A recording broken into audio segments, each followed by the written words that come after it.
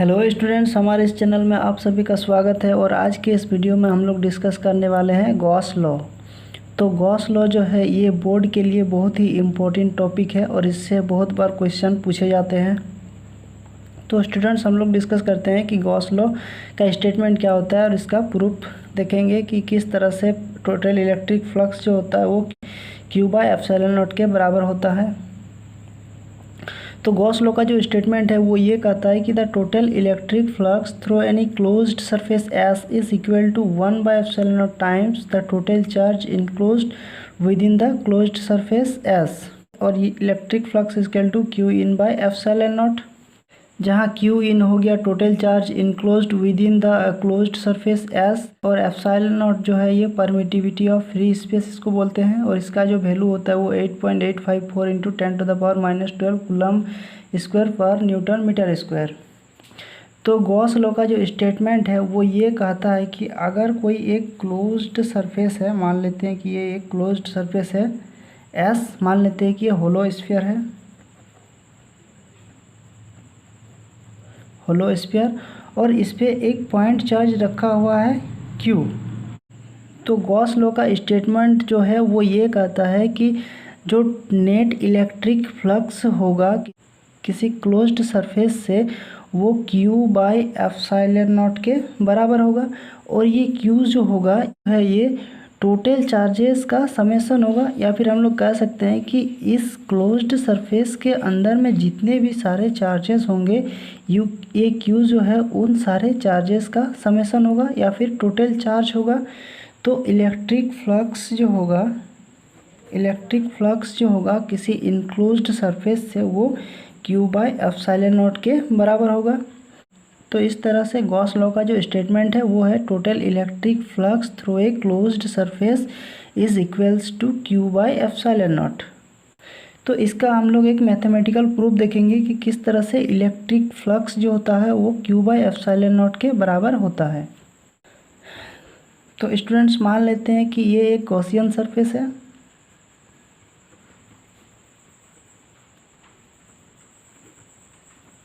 इसको हम लोग क्लोज्ड स्फीयर भी मान सकते हैं, और इसके सेंटर पे एक पॉइंट चार्ज है Q। तो इस पॉइंट चार्जेस के चलते क्या होगा, इसके चारों ओर इलेक्ट्रिक फील्ड बाहर निकलेंगे, यानी इलेक्ट्रिक फील्ड जो होगा वो 3 डायमेंशनली डिस्ट्रीब्यूटेड होंगे। कुछ इस डायरेक्शन में हर जगह 3 डायमेंशनली हर जगह इलेक्ट्रिक फील्ड लाइंस क्या होंगे, इस चार्जेस से बाहर निकलेंगे। तो अगर हम लोग यहाँ पे एक छोटा सा एरिया एलिमेंट मान लेते हैं कि ये ds हो गया, तो और ये हो गया इलेक्ट्रिक फील्ड का डायरेक्शन, और रेडियस वेक्टर जो होगा वो भी इस पॉइंट से रेडियली आउटवर्ड होगा, यानी बाहर की ओर। तो ये रेडियस वेक्टर का डायरेक्शन हो गया। और अगर हम लोग इस एरिया एलिमेंट की बात करें तो इसके परपेंडिकुलर एरिया वेक्टर का भी डायरेक्शन होगा, यानी इस सरफेस के परपेंडिकुलर एरिया वेक्टर का डायरेक्शन होगा, और वो हो जाएगा ds वेक्टर। तो यहाँ से हम लोग देख सकते हैं कि यहाँ पे जो है radius vector, electric field and area vector का जो डायरेक्शन है वो एक ही है, यानी तीनों का एक ही डायरेक्शन है, रेडियली आउटवर्ड। तो अगर हम लोग इस छोटे से एरिया एलिमेंट से अगर हम लोग इलेक्ट्रिक फ्लक्स कैलकुलेट करना चाहें तो वो हो जाएगा phi = और इलेक्ट्रिक फ्लक्स जो है उसको हम लोग E∇ds वेक्टर के फॉर्म में लिखते हैं। तो यहाँ पे हम लोग देख सकते हैं कि हर जगह रेडियस जो होगा वो बराबर होगा, और इलेक्ट्रिक फील्ड का जो मैग्नीट्यूड होता है वो Q/4πε0r²। तो यहाँ पे Q भी कांस्टेंट है और R भी कांस्टेंट है। तो इलेक्ट्रिक फील्ड भी जो होगा वो इस सरफेस पे कांस्टेंट होगा, यानी हर जगह इलेक्ट्रिक फील्ड कांस्टेंट होगा।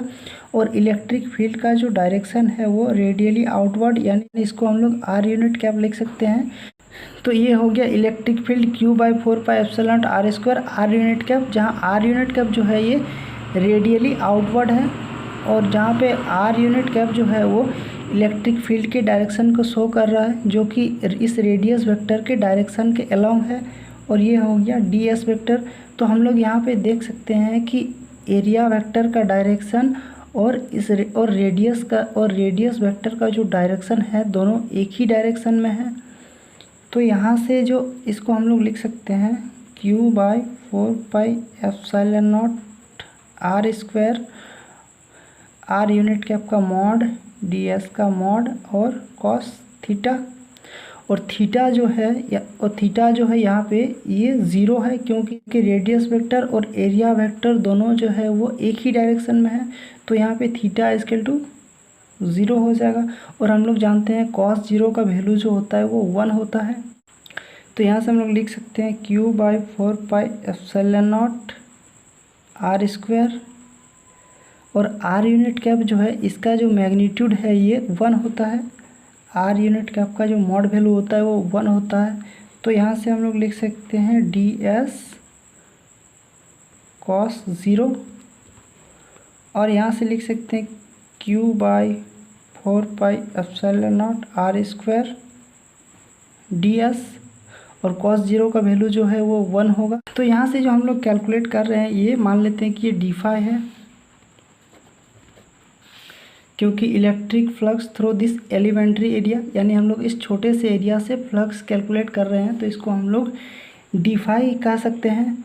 अब अगर हमको इस क्लोज्ड सरफेस से टोटल फ्लक्स कैलकुलेट करना है तो इलेक्ट्रिक फील्ड तो कांस्टेंट है, लेकिन इस तरह के और भी बहुत सारे एलिमेंट्री एरिया होंगे जिनको हमको ऐड करना पड़ेगा।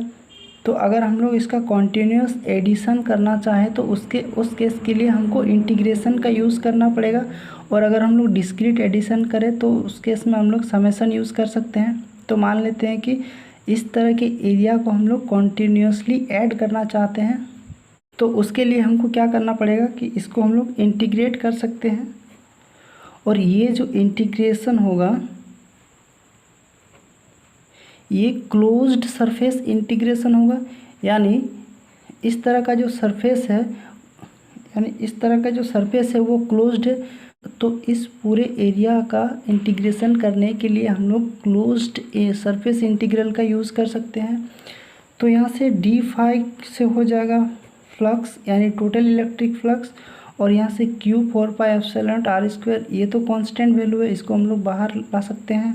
तो ये हो जाएगा Q/4πε0 आर स्क्वायर, ये हो गया ds।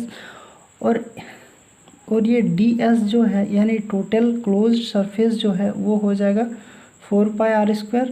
अगर इस स्फीयर का रेडियस r है तो ये 4πr² हो जाएगा, जो कि एक स्फीयर का एरिया होता है, सरफेस एरिया होता है। तो यहाँ से हो जाएगा Q/4πε0 r², और ds का हो जाएगा 4πr²। तो यहाँ से 4π कट गया, और ये r² भी कट जाएगा। तो यहाँ पे जो बचेगा वो हो गया Q/ε0।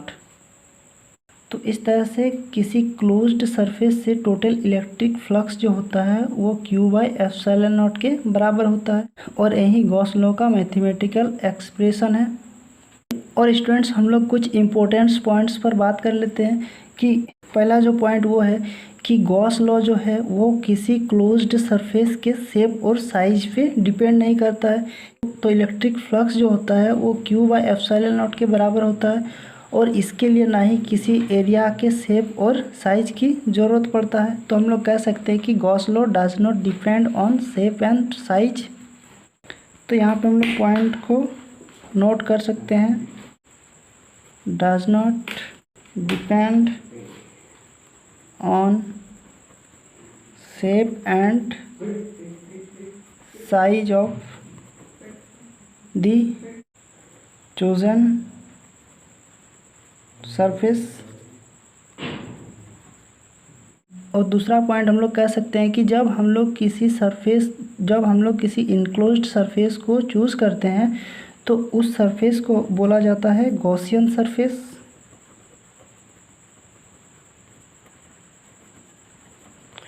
ये गॉसियन सरफेस हो गया। तो जिसके अंदर चार्जेस इनक्लोज्ड रहता है उस सरफेस को हम लोग बोलते हैं गॉसियन सरफेस। तीसरा पॉइंट जो है वो बहुत ही इम्पोर्टेंट है कि मान लेते हैं कि चार्जेस इस तरह से डिस्ट्रीब्यूटेड है कि कुछ चार्जेस जो है वो गॉसियन सरफेस के अंदर में है। मान लेते हैं कि ये प्लस क्यू चार्जेस है बहुत सारे, और कुछ चार्जेस जो है वो बाहर है, आउटवर्ड। तो यहाँ से जो इलेक्ट्रिक फ्लक्स होता है phi equal to E dot D S, इन सारे चार्जेस के कारण होते हैं। लेकिन Q जो होता है Q in by epsilon not, यहाँ पे हम लोग Q इन जो लेते हैं वो उन्हीं चार्जेस को लेते हैं जो गॉसियन सरफेस के अंदर में रहता है। तो जब हम लोग Q इन में सारे चार्जेस का समेसन करते हैं तो इसमें गॉसियन सरफेस के आउटवर्ड चार्जेस को शामिल नहीं किया जाता है, और Q इन में वही सारे चार्जेस को लेते हैं जो गॉसियन सरफेस के अंदर में होता है। तो इस तरह से अगर गॉसियन सरफेस के आउटवर्ड भी कोई चार्जेस होगा और अगर पूछा जाएगा कि इस क्लोज्ड सरफेस से कितना फ्लक्स हो रहा है तो वो Q by epsilon not time के बराबर होगा, और Q इन जो होगा वो उन्हीं चार्जेस का समेसन होगा जो गॉसियन सरफेस के अंदर होगा। और ये जो फोर्थ पॉइंट है ये हमारे लिए बहुत ही इम्पोर्टेंट है कि हम लोग गॉस लॉ का यूज़ करके बहुत ही इजीली इलेक्ट्रिक फील्ड का कैलकुलेशन कर सकते हैं अगर सरफेस जो है वो सिमेट्रिकल होगा। यहाँ से हम लोग देख सकते हैं कि E dot D S equal to Q in by epsilon naught. तो अगर हमको किसी क्लोज्ड सरफेस के अंदर टोटल चार्जेस पता होंगे और अगर उस सरफेस के बारे में हमको नॉलेज होगा कि सरफेस स्फेरिकल है या सिलिंड्रिकल है, तो यहाँ से हम लोग इजीली इलेक्ट्रिक फील्ड का कैलकुलेट कर सकते हैं। तो स्टूडेंट्स, आई होप कि ये वीडियो आपको बहुत ही इजीली समझ में आ गया होगा, और अगर ये वीडियो आपको अच्छा लगा हो तो इस तरह के और भी वीडियोस के लिए हमारे इस चैनल को सब्सक्राइब कर लीजिए और लाइक और कमेंट ज़रूर कीजिए। Thank you.